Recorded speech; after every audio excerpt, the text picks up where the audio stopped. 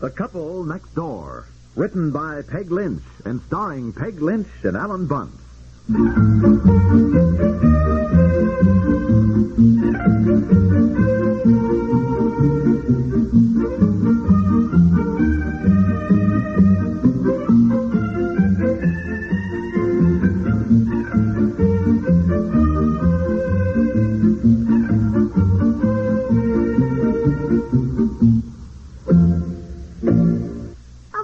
Dear. Hi. I thought I heard the car drive in, but I was busy and I didn't look out. Now I've got your dinner jacket all laid out on the bed. My And dinner you please- jacket? Oh, no. Dear, it is Aunt Honey, Effie's treat. I don't We care. didn't go last night, and she is so anxious for us to go out and have a good time on her. Darling, Now, I she- cannot go tonight to has it begin all- with. My ankle bothers me. Oh, Yeah, it's ached all day, and I hardly made it home. Really? Oh, you poor thing. I'm sorry. Look, darling, we go tomorrow night. We're having company tonight, anyhow. We are? Oh. Yeah, Charlie and Madge. I didn't talk to him. He just called my office and left word that they'd be over tonight. And I'm very anxious to talk to Mr. Charles Bemis. Yes. Yes. Rather curious myself to hear what he has to say. Listen, I bumped What? into Fred downtown this Oh? morning. He said, I hear you recommended Charlie for a job with your company. And I said, oh, yes. And he Huh? said, you must be out of your mind. And I said, well, maybe so. Mr. Cranshaw offered him a wonderful job traveling abroad, I told him, for the company. Uh-huh. And Charlie turned it down, I said. After all the trouble I went to recommending him. No, I know. Well, I think... Wait a minute, will you? well, Let me tell you what Fred Yeah, said. oh, yeah. You know, he said, as a matter of fact, he had heard that that's what had happened. And when he bumped into Charlie, Fred bumped into Charlie, he asked me what he was going to do now. He asked him. See? What'd Charlie say? Well, that's what I said. Fred said, hasn't he told you? And I said, no, he hadn't told me. No, I said, no, they were coming over tonight. And Fred said, well, boy, I don't want to spoil your surprise. Just wait till you hear what Charlie's going to do. Well, wouldn't Fred tell you? No, I kept after him, but no, he just kept shaking his head. And he says, no. I want you to hear it straight from the horse's mouth. Well, we better have dinner and get the dishes done, I guess. Bessie! Aunt Effie! Dinner! Come on, we'll need nourishment if we're going to have to cope with Charlie and Madge all evening.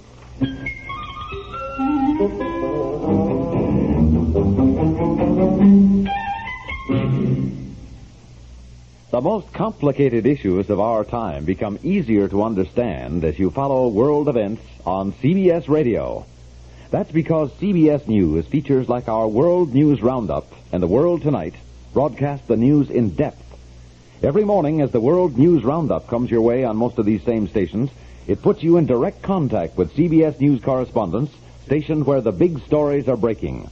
London, Tokyo, Paris, Bonn, Rome. They're all at your fingertips on our World News Roundup. Every evening, the full feeling and flavor of the news are yours to experience on The World Tonight. Hear highly detailed eyewitness reports from overseas. Hear carefully documented actuality reports made by the very people involved in today's big stories.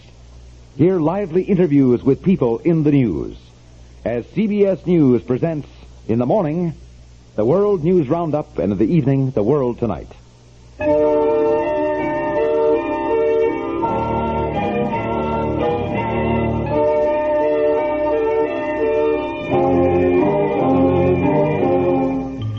Well, where's your lord and master, huh? Well, I think he's in there in his den, Charlie. Dear, Charlie and Madge are here. Well, sit down, Madge. Oh, I will. I'm just dead. We've been packing. Packing? Oh, Madge, come on now, come on. Don't tell him right off the bat. Let me lead up to it. Oh, well, it always takes you so long to lead up to it, Charlie. Boy, I tell you, Madge does that to me all the time. I start to tell a story to somebody, and I get about 2 sentences out, and then Madge says, oh, is that the funny one where the guy says? And then, Madge gives the punchline.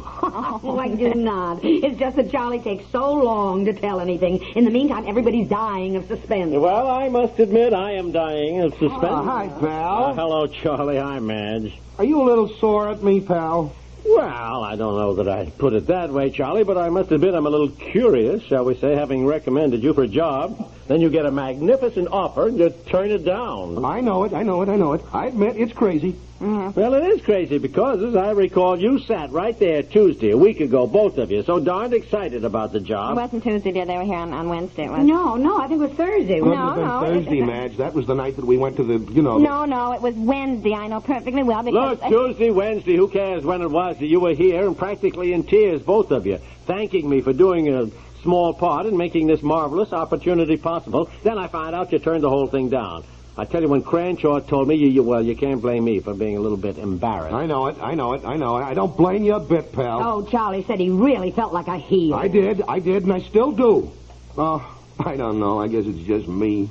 I guess I'm just a no-good, rotten son of a gun. Oh, now, Charlie, don't talk like that. It's true. I don't deserve to have a friend like you, pal. I just don't. Now, for goodness sakes, Charlie. Well, he means it. Now, Charlie's so sensitive. People never realize how terribly sensitive Charlie really is. Underneath it all, he's just the biggest old softy. Yeah, I am. I'm just an old marshmallow. Well, I'm not trying to roast the marshmallow. Oh. No, I just want to know why you turned down the job. Tell him, Charlie. Well, get comfortable, because I'm going to start at the beginning. Yeah. Well, last week, after we had gone... We're going to move to Europe and live there for 2 whole years. Oh, I'm so excited. It's what we've always wanted to do. Just pull up stakes and live there for 2 whole years. We've already rented the house furnished, and we're just going to take off. We have these friends in Italy who have this house there, near Florence, and they're never there. And they've always said anytime we wanted to, we could just live there. So we're going to send her from there, put the boys in school, which will be marvelous,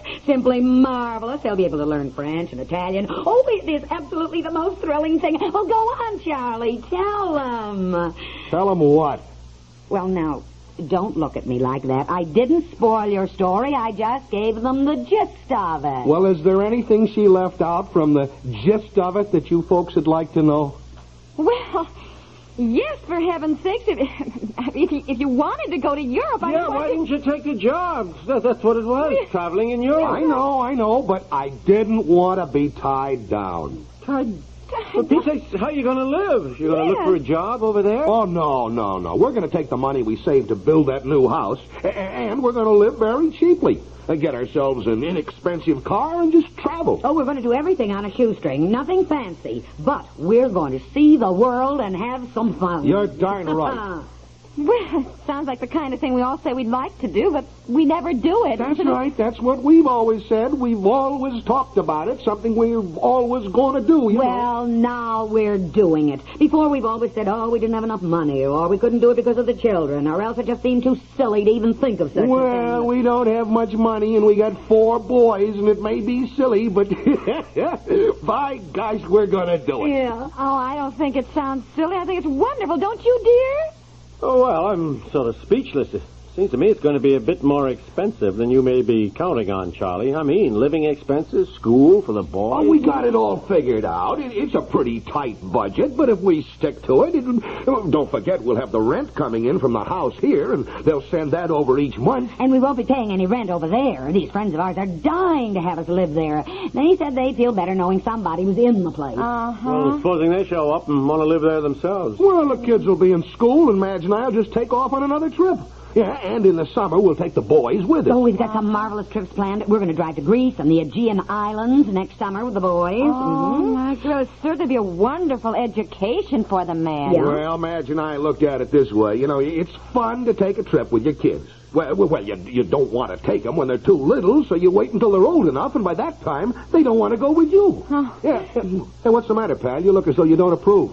Well, I'm just thinking... Thinking of doing the same thing, huh? What? Oh, are you, honey? What? Oh, it would be exciting. You know, I've always wanted to go to Europe. It's been the one thing I've always hoped that I could do.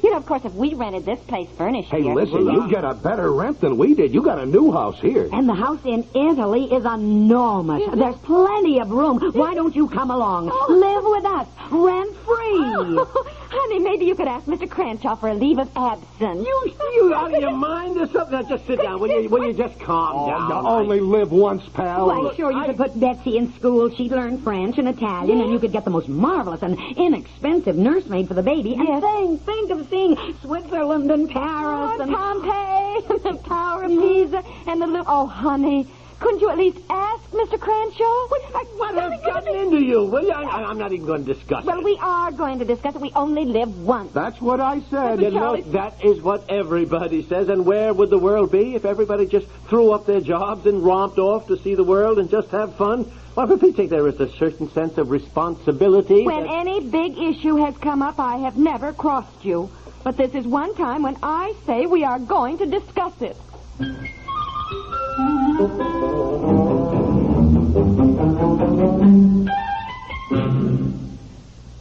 Back in Queen Victoria's day, melancholy ladies could provoke enormous amounts of sympathy and concern by having the vapors. Now, this genteel affliction never disturbed the patient too much, never upset the doctor too much, but always managed to fill an empty day.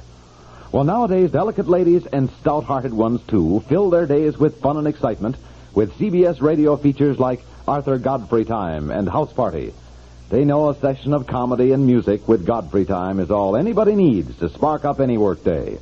They know that Art Linkletter's shenanigans on House Party provide another sure cure for the blues. And they know they can enjoy both of these light-hearted shows and still get their work done. Every weekday, hear CBS Radio's Godfrey Time and House Party as they come your way on most of these same stations. And let the vapors remain a thing of the past. All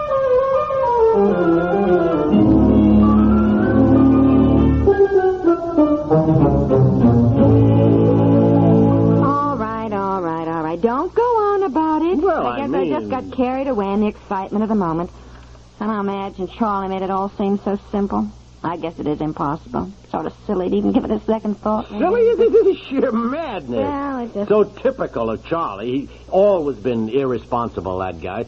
Look, supposing the food over there doesn't agree with their children. Supposing one of them gets terribly sick. Supposing anything happens. It takes all Charlie's money all at once. Suppose... why go on? Look, there's a million reasons why it's just crazy. Yeah, I guess so. Yeah. Well, I mean, I know it is. Even considering such a thing. I mean, it's really... I couldn't believe my ears. You're telling me to give up my job, rent this house, and just gallivant off to... Well, I'm just amazed. Dear, the truth of the matter is you'd like to have the courage to do just what Charlie's doing. And I admit it. Wouldn't you? Huh? Yeah. yeah, I would. You know me too well. Yeah, I should, dear. Now, I'll tell you what you're going to do. When Mr. Cranshaw gets back from wherever he went... New York, you are going right in and ask him for the job that Charlie turned down, the job of European representative. Look, I don't even know that I want it for him. Now, look, for the love of Mike, we'll have to talk about it. There are a dozen different problems. I mean... We have got to be practical. I'm tired of being practical. I don't know how we're going to work it, but somehow you and I are going to Europe. Oh, honey, think of riding in a gondola in Venice, gliding through the canals. La-dum-dee-dee-da-da. Yeah, I'll speak to Mr. Cranshaw as soon as he gets back.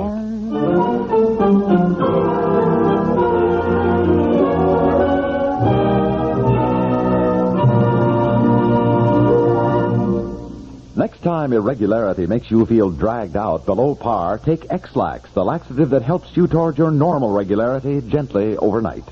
Many doctors recommend X-Lax for youngsters as well as adults because X-Lax gives the relief you want, the gentle way that nature wants, without upset, without discomfort. So if you need a laxative, do what most people do. Take pleasant-tasting chocolated X-Lax today. Feel better tomorrow. Introductory size, only 15 cents. The Couple Next Door is written by Peg Lynch and stars Peg Lynch and Alan Bunce with Audrey Christie and Don Briggs and is produced by Walter